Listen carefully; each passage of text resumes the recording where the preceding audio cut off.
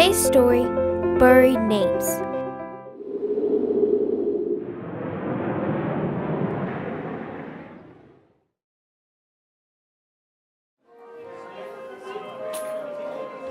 The church in Constitución, Chile is very involved. Their programs are very spiritual, and this leads to a great revival among the members, being a good thing to influence their faithfulness in tithes and offerings. Every Saturday, Yolanda and her aides gather to count the members' givings. They do an important job managing the church's financial resources.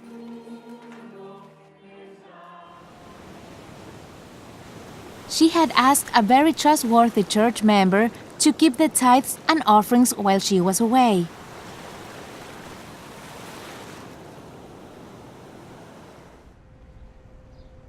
On February 26, at night, when Yolanda was on her way home, she picked up the tithes and offerings they had collected while she was away and went to bed.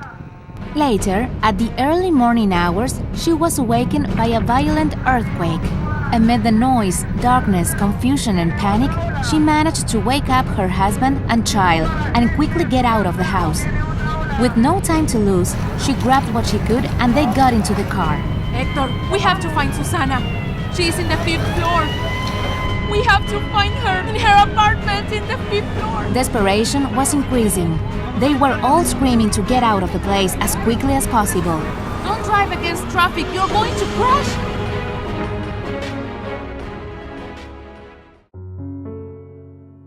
Next day, the worst part was apparently over. Yolanda remembered that she had forgot the tithes and offerings at home, inside the bags. They had to be registered and delivered. There was little chance to find them, given the magnitude of the earthquake.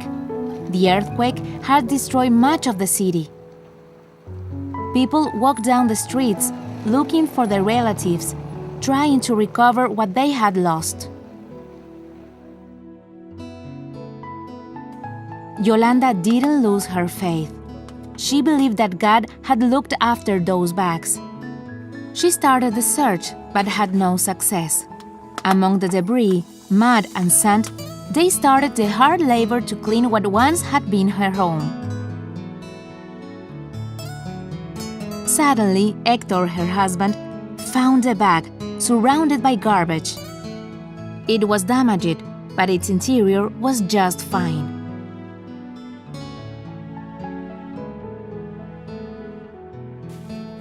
The envelopes were wet, but they were all legible and with the full amount.